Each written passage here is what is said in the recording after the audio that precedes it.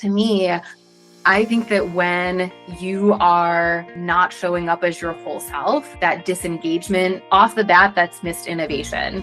Hey there, I'm Krista Vance, entrepreneur and operations leader. And I'm Matt Vance, tech founder and author of The Review Cycle.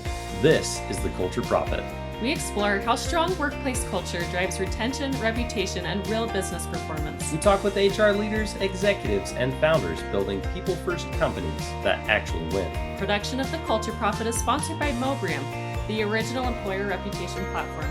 Mobram helps employers take control of how their company shows up in AI search and on review platforms like Glassdoor and Indeed, turning employee feedback into stronger reputation, better hiring, and healthier culture. Learn more at mobram.com. So let's give a warm welcome to Justine. Thanks for joining us today. This is a warm welcome, right? Hey, so glad to be with you. Yeah, we're so excited to have you. And for those of you listening who haven't met or know about Justine, I'm going to share a little bit about her.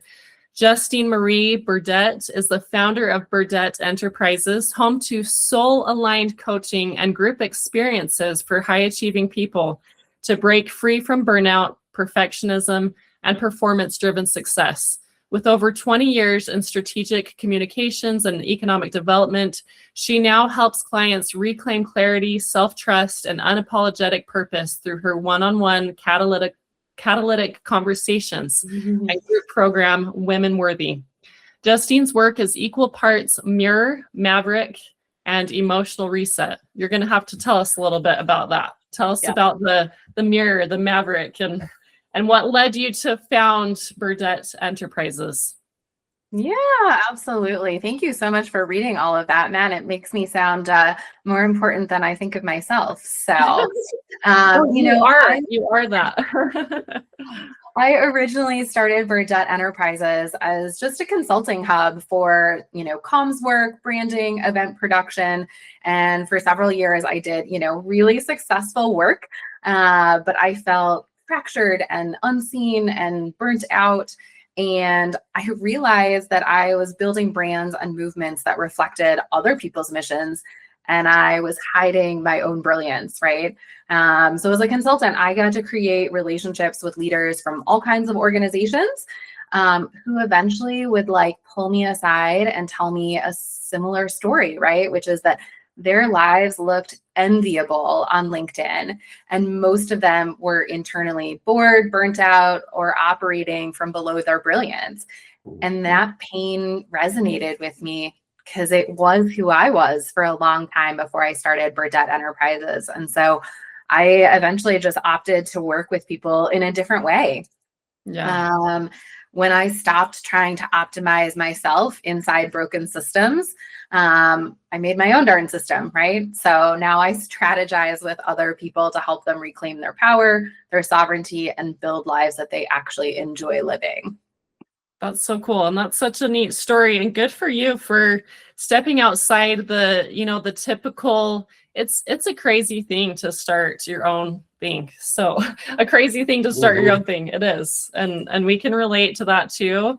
But good for you for going for it. And tell us a little bit about the equal parts mirror, maverick, and emotional reset. I was so curious about that in your bio. Yeah, people ask me all the time, are you a coach? And I'm like, nope, I'm not. That's not really what I see myself doing, right? I don't actually think that people need to be coached. They don't need to be motivated. I actually find that most people out there are really highly self-driven, right? They want to be successful. They want to feel like they have autonomy and power within their lives.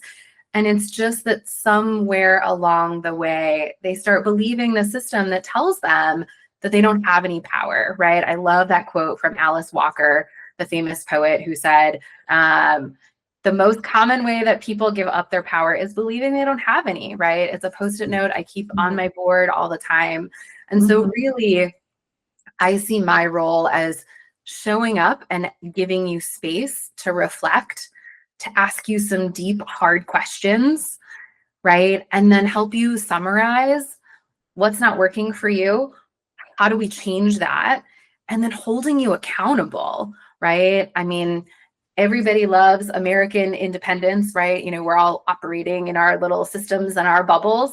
And I think that we've lost that ability and that collectivism to walk with each other and say hey, you said you were going to do this thing and then you didn't do it. Or ooh, we were in a meeting together and you did that thing again, right? Where you make yourself smaller, or I saw you bite your tongue, you were going to say something else, right? People need that. And unless we make that type of care and that type of strategy overt, people aren't going to do it and they don't have access to it, right? And so that is really the heart of Burdette Enterprises, is making a place and space for that. So the Catalytic Conversations is just working with me one-on-one. And then WomenWorthy is a group container. It's 10 months. It's only open for a certain window of the year. So it will start in September of 2026, and then it runs 10 months. And it's a very small group. I usually cap participants between 15 and 18 participants is where I like to keep it. And then we meet with each other 3 out of the 4 weeks of the month, and continue kind of circling the mountain on all these topics, right? So not only are you doing the work yourself with me leading, but you're also in a community of other people who are working on similar things. Yeah, that's so cool. Yeah, that's honestly super powerful. I think everyone has value regardless of what they do. I mean, your career doesn't define you, but a lot of us can feel stuck or feel that friction of wanting something different than what we have, or a different type of lifestyle or career. And I think it's important to have space to ask yourself those questions, and to have, someone to be able to help support or guide that journey in a way that's even more productive makes a huge difference. So talk to us a little bit about the impact, both personally and on business, when an individual feels stalled in their career. They just feel stuck. What's the impact? Yeah. So Matt, I'm going to check you on your question. I actually think that this is one of the most harmful lies that we perpetrate and that we believe, right? Is that there is this idea of personal versus professional. I don't think that's true. I think it's total BS. Yeah. I think it's made up.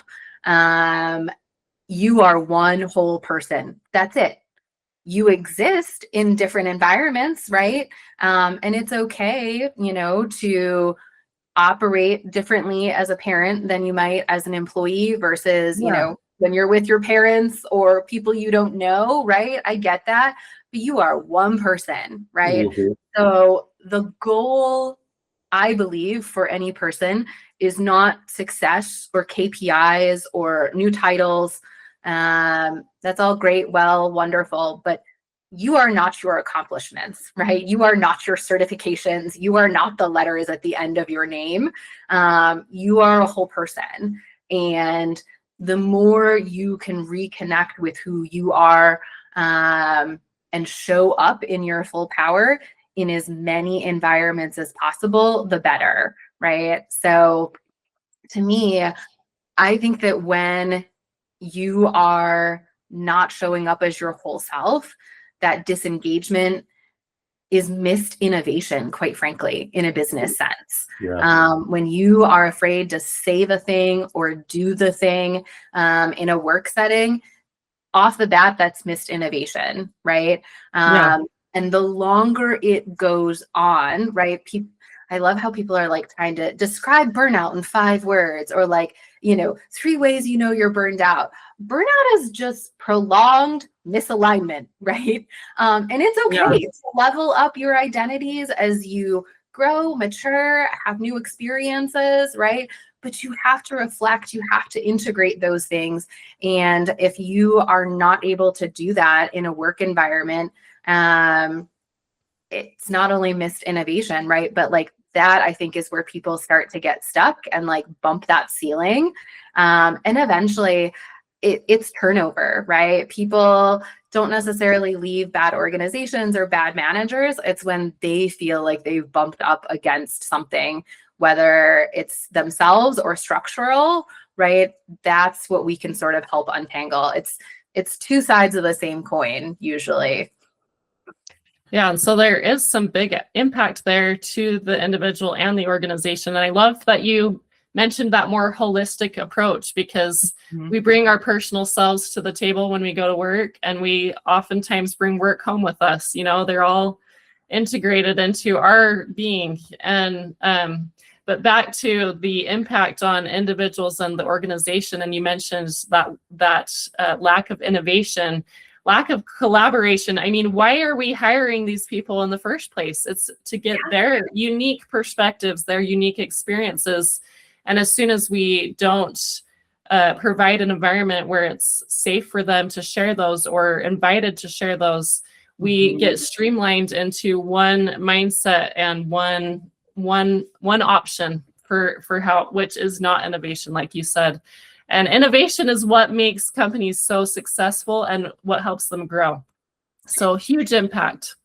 Yeah, I like to say that, culture is this buzzword that's been around for a while, right? Everybody's trying to optimize their culture, right? Or like, our culture is this, our culture is that, you're not a cultural fit, right? Culture actually, I think, just follows whatever the nervous system level set is of your leadership, right? So if your leadership is focused solely on KPIs and optimizing margin, right? They're not doing their own reflection, their own leveling up of their identity and their power, right? Like, then they're certainly not creating a system or a structure for their employees to be doing that, right? And my heart goes out to HR leaders and people leaders of all kinds, right? That is a sticky place to sit, right? When you have to be the enforcer, right? And you have to maintain what that structure is. But you're also seeing it from your people on a day-to-day basis, right? Where they are bumping up against that box. And they can't break free. It eventually starts harming the organization. Yeah. Yeah. And there's a lot of responsibility, like you said, in the individual to have that self-reflection. If they are not satisfied, it's kind of up to them to have that self-reflection and decide what to do next. But you mentioned the impact that people leaders can have. And I'd love for us to dive a little bit into how they can help foster growth and improvement and sharing in their employees. And so those individuals that may be struggling and maybe are not, either that, or we also have, it's preventative, right? Maybe we have people leaders who are so good about making sure that the environment's safe and fosters that communication, that we don't have people bumping into these walls.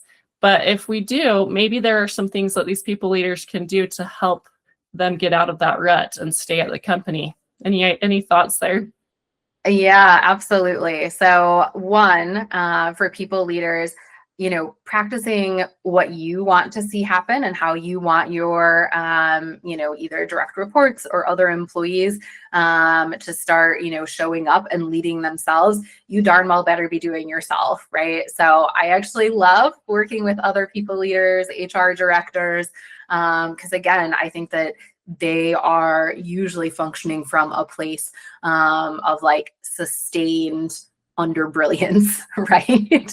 And again, I had many years where I was a leader of people. My first role leading people, I was 15 and I was the captain of our cross country team, right? Trying to lead teenagers into doing the same thing at the same time, right?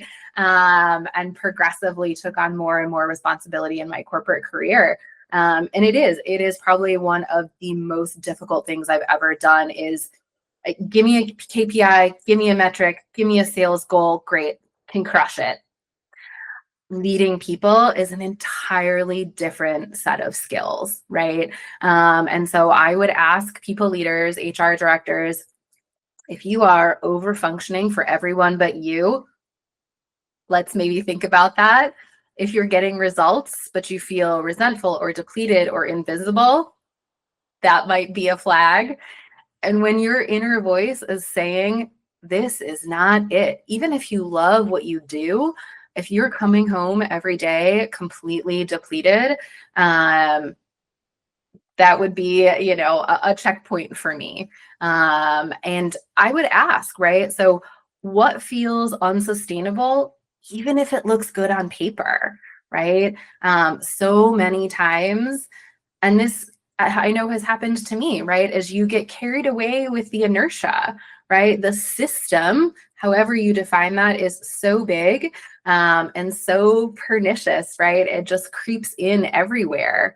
So that's why I love journaling. I love reflection. And I love working with people doing it out loud, right? Because I feel like so often somebody just needs to give you permission. Like, what's the thing you're not saying out loud?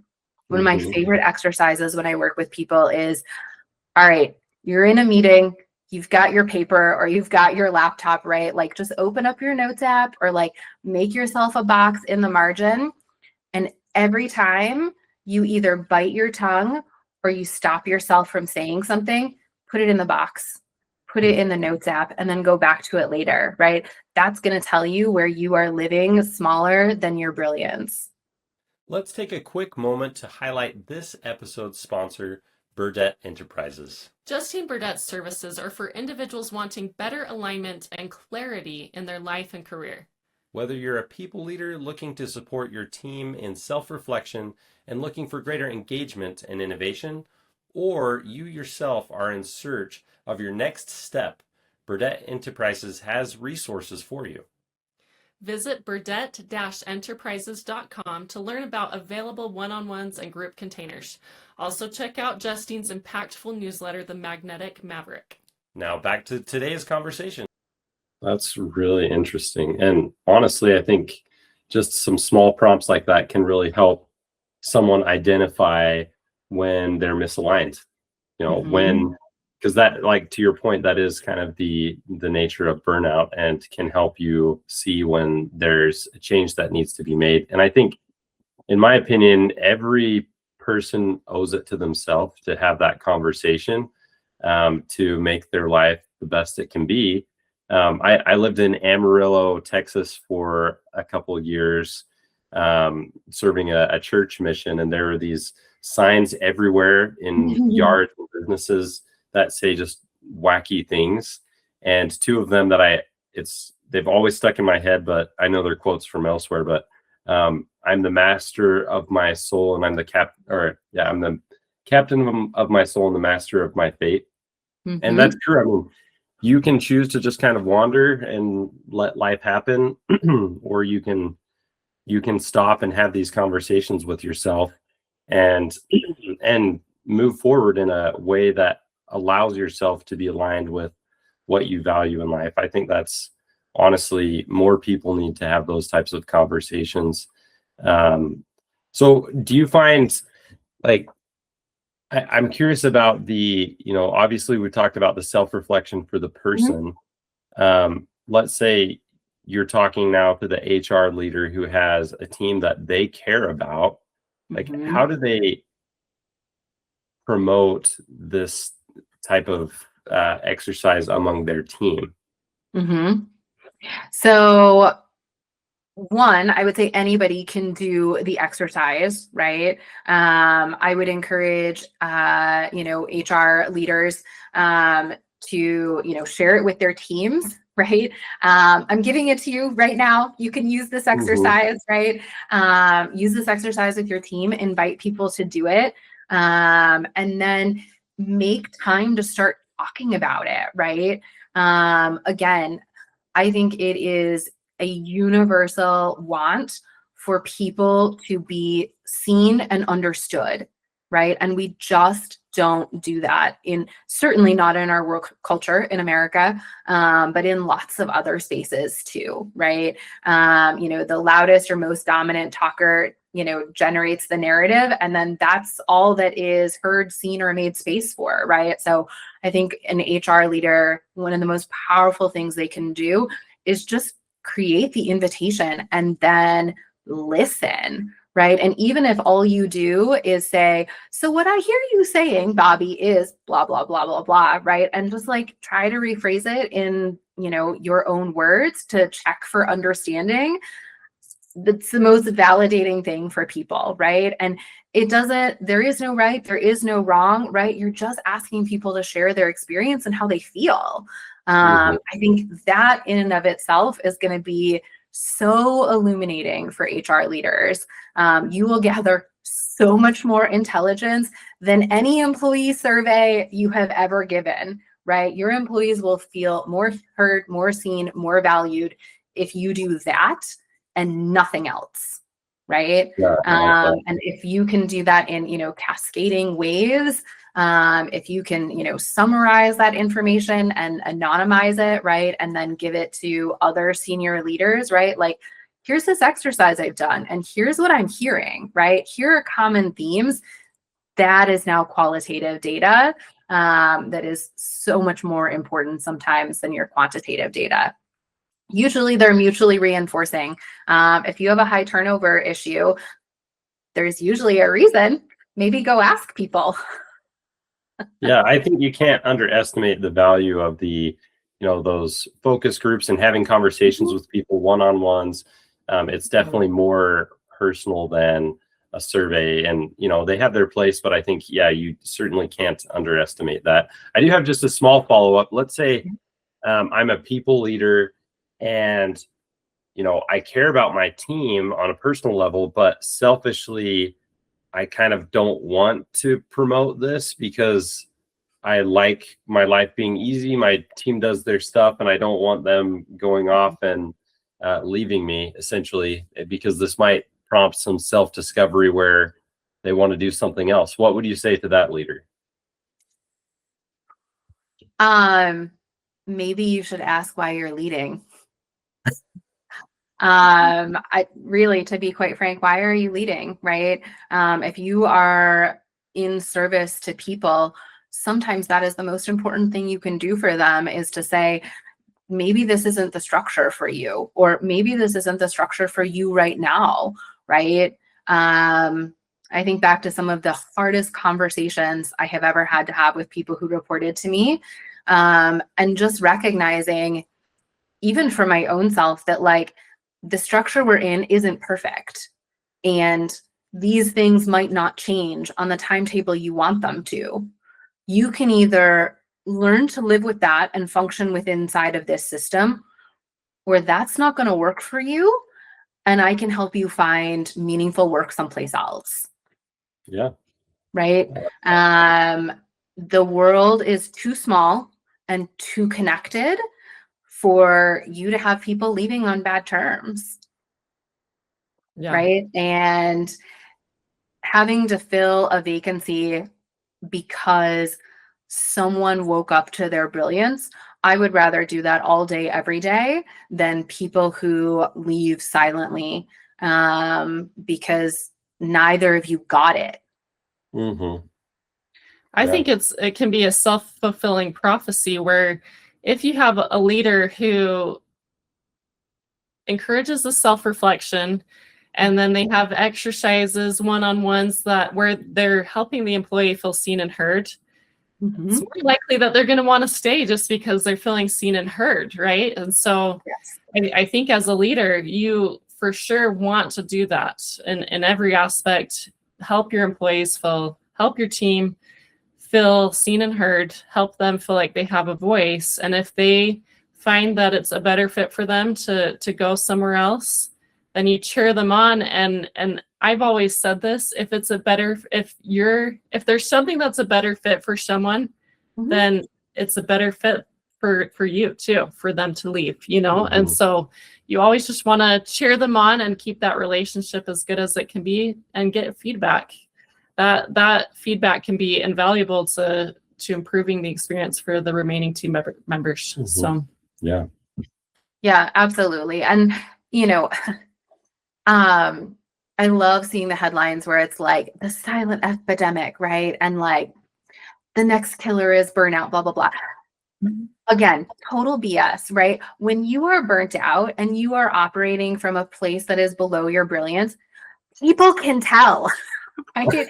Like, it's not some big secret. And what's more is, if that's you, you know that, right? So like, let's get clear on that. Let's like start talking about the elephant in the room, and let's start sharing it with people. Again, we have this very warped idea that you have to fix everything yourself. You don't.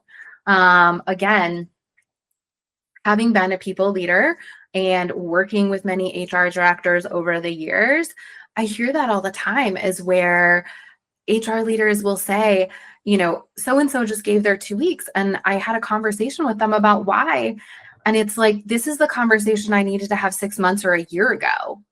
Right. I'm like, yes, you probably should have, right? So, Yeah. and again, the responsibility is on both sides, right? The individual to say, hey, this is where I'm at, and these are the things that aren't working for me. And for the HR leader to create that condition where that conversation is possible, right? And I get it. There's usually too few HR leaders for everyone that, you know, is you're managing or is reporting to you. But there are ways, you know, even if it's 10 minutes, 15 minutes, right? You can cycle through your employees. You can create that relationship with them, right? Not everything has to strictly be about like, it's benefits time. This is my one time of year that I talk to you. Yeah. I'm putting you on a performance improvement plan, right? Like, that's not the first conversation you need to have with people. You know, have a relationship with them is the very first thing I would say. Yep. Yeah. And honestly, I think we have different like seasons throughout our career and our life that where there's alignment with, you know, a At certain one type time, of, and then, yeah, a certain type you of know. job, a certain type of company or opportunity makes perfect sense now, and then we outgrow it or it outgrows us. Like, there's different things there. And so having that kind of ongoing conversation. Another thing I would call out is, you know, not everyone has to be an entrepreneur to find that fulfillment. A lot of people love working for someone else, and you know, you can be an entrepreneur and have that level of innovation in any type of role. So I think, you know, you just have to be open to exploring that. And when someone does leave, because, you know, with your wording there, they wake up to their brilliance and they go do something else, that change is going to be so much more positive and productive for everyone involved. When there's, you know, you're cheering them on, you're the people leader and the person that may be having a change. There's a better transition that can happen and keep the work flowing. I think, and that's really what putting people first looks like in my mind, is you put the person first, and all the other pieces, you know, fall at where they're supposed to. And I think that's what I love what you're doing. Just want to say that, Justine. And Thank you. Chances are that if someone's listening to this podcast, it's because they're trying to be a good HR leader, people leader. And so for those that are probably here listening, what advice would you give them? What would be your first place that you would have them start to get on the right foot or to get going with this? Well, one, I want to reply to Matt, right? Which is that, yes, I agree. Absolutely. Not everyone has to follow what I did, right? You know, blow up your life, walk away from a steady paycheck and health benefits. That is not for everyone. Sometimes I think is it right for me? I don't know. On the days I really miss that steady paycheck, I ask myself that question. But I'm much happier, much better where I am now than I ever was before. And to answer your question, Krista, you know, you don't have to be in leadership or have a leadership title to have sovereign leadership within yourself.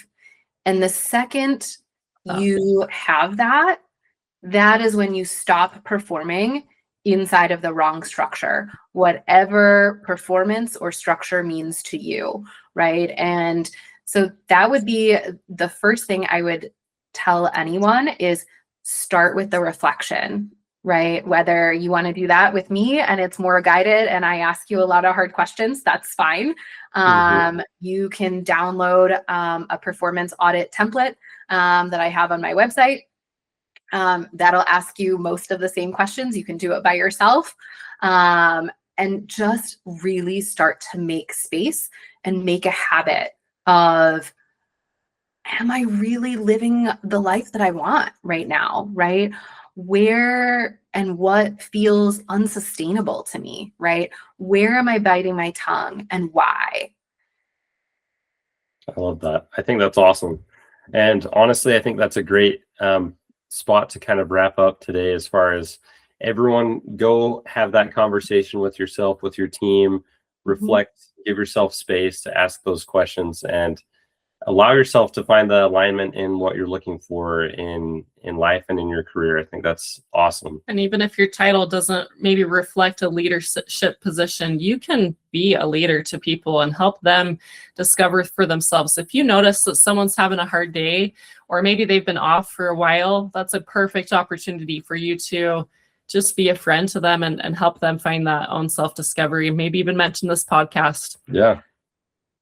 So definitely. Thank you so much, Justine. Such a great episode to have with you. Thanks for your time today. We will include a link to your website so everyone can check that out, and Justine's LinkedIn. So please connect with her there and leave us a review. We'd love to hear from you guys. Catch us next time. Yeah. Thank you, Justine. Thanks for listening to The Culture Prophet. If this episode gave you a useful idea, share it with a leader building a better workplace. Production of The Culture Prophet is sponsored by Mobrium, helping employers to employ feedback into stronger culture and reputation. Learn more at mobrim.com. Until next time, Go find one way to prioritize your people and watch your profits grow.